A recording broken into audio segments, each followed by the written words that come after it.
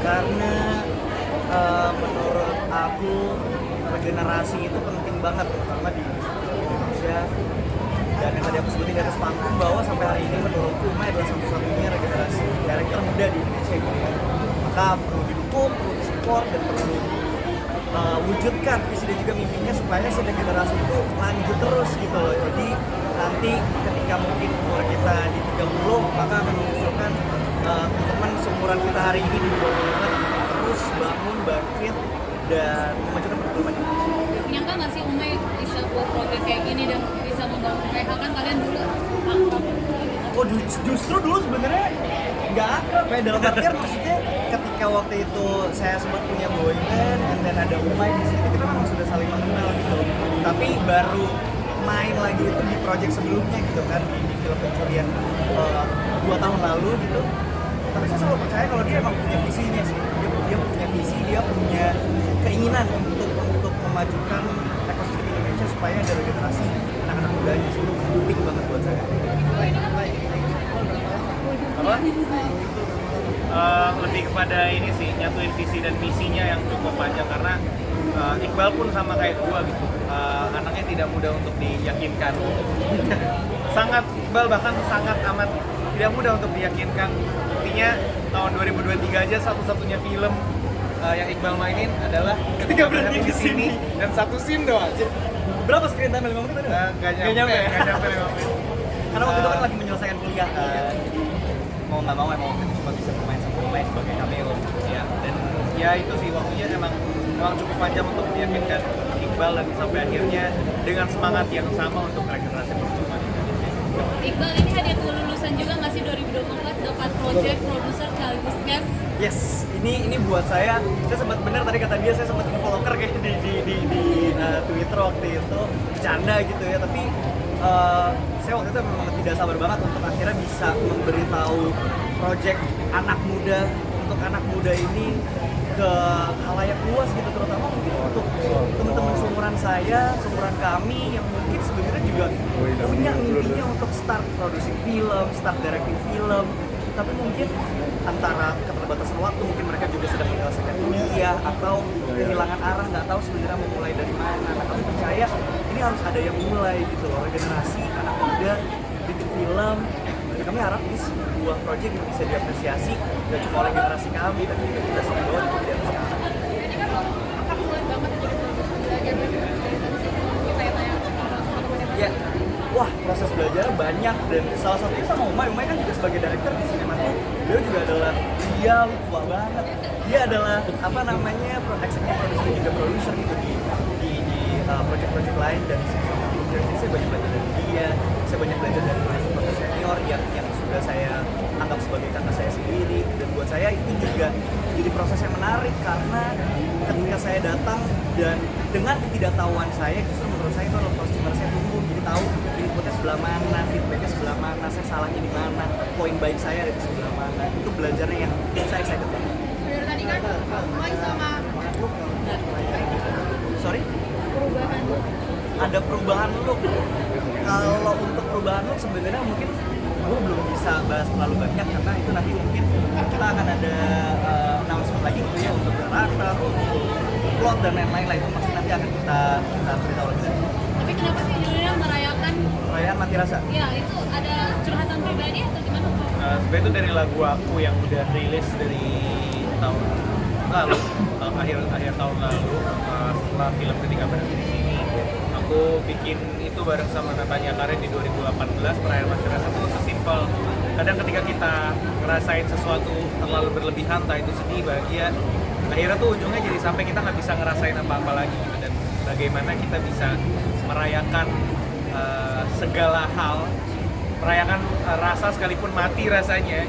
Jadi itu sih mungkin kalau curhatan ya pasti ada curhatan di dalamnya yang aku masukin gitu.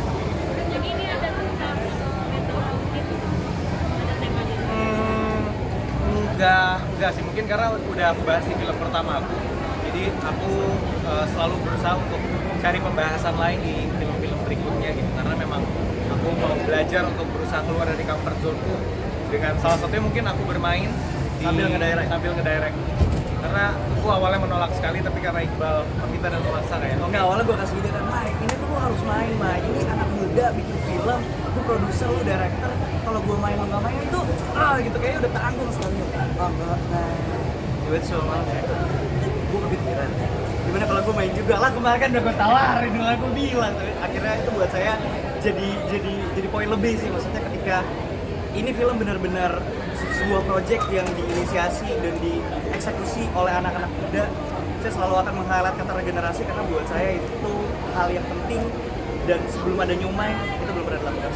Bang, tapi gimana sih cara kalian masing-masing memposisikan diri sebagai teman, sebagai guru, sebagai pemain itu gimana lo nge-treat diri lo sendiri? berat ya banget karena susah misahin antara pertemanan dan pekerjaan gitu. Apalagi ketika muncul sebuah ide, gua misalkan gak suka sama idenya atau Iqbal juga gak suka sama ide gua, itu kan ketika kita harus mencari middle groundnya juga gak mudah gitu. Tapi menurut aku itu adalah sesuatu yang harus dijalani karena ya buat aku kenyamanan bekerja sama juga penting, makanya aku bekerja sama teman sendiri. Kalau Iqbal sendiri gimana? Sama itu yang tadi saya sempat sampaikan di panggung, itu kayaknya tantangan terbesar karena kalau misalnya mungkin bekerja sama dengan apa bahasanya ya, mungkin kita bukan teman yang startnya ini kan dari teman nih, dari kecil, and then di tahun 2022 kita punya project bareng sampai hari ini berkarya bersama bikin projectnya. Itu sih yang saya coba selalu tanamkan setidaknya buat diri saya sendiri gitu. Jadi ketika kita brainstorm, ketika kita meeting kreatif dan lain-lain, itu posisinya sebagai produser dan director gitu. Jadi tidak ada baper-baper di situ. Jadi ketika satu menyampaikan ide terus kayak enggak, menurut gue gini. Nah itu tuh udah bukan personal lagi sih, tapi intinya apapun pendapat dan juga ide yang kita keluarkan, intinya kan sebenarnya untuk menyukseskan si film ini. Bisa bergabung itu cara adminnya gimana sih Bang? Lagi brainstorming Itu tadi sih, memahami bahwa at the end of the day pada ujungnya ini semua tentang sebuah karya anak muda yang kita pengen bangun bersama. Jadi at the end of the day pada ujungnya ini bukan tentang ego kita masing-masing, tapi bagaimana apa keresahan yang kita sebagai anak muda itu rasakan bisa tersampaikan dengan baik, dengan cara yang paling tidak menggurui, dengan cara yang paling bahasanya mungkin relatable gitu buat teman-teman seumuran ataupun generasi di atas. Iqbal, kan baru aja lulus sarjana nih, gimana sih caranya melakukan antara kuliah dan karir?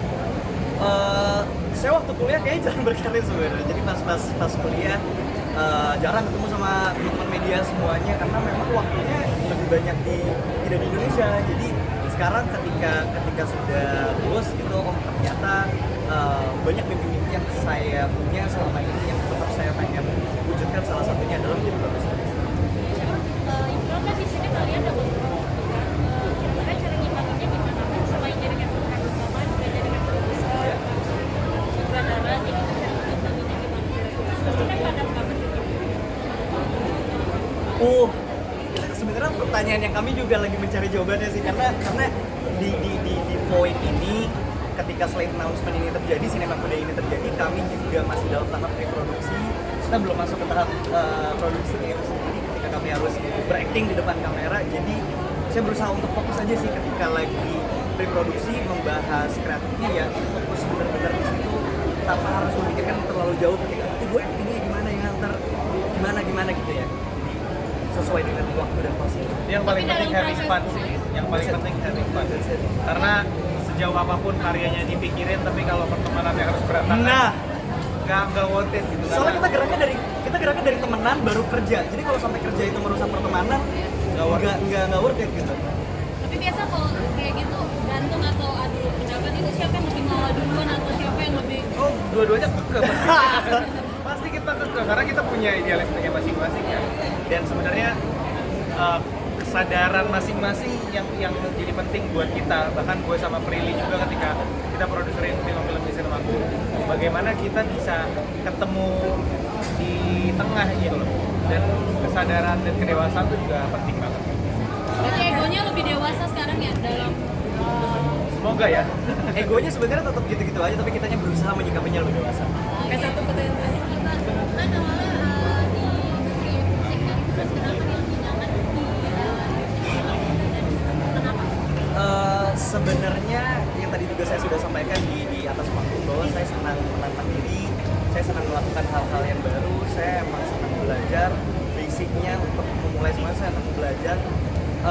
Jadi sebenarnya bukan berarti dengan sekarang masuk nyemplung gitu untuk menjadi produser film meninggalkan musik, itu juga enggak sih. Jadi kalau dua-duanya bisa jalan beriringan, karena saya sempat membagi waktu antara kuliah dan pekerjaan kan, jadi saya rasa akan sama aja ketika saya akan membagi waktu untuk musik dan juga film.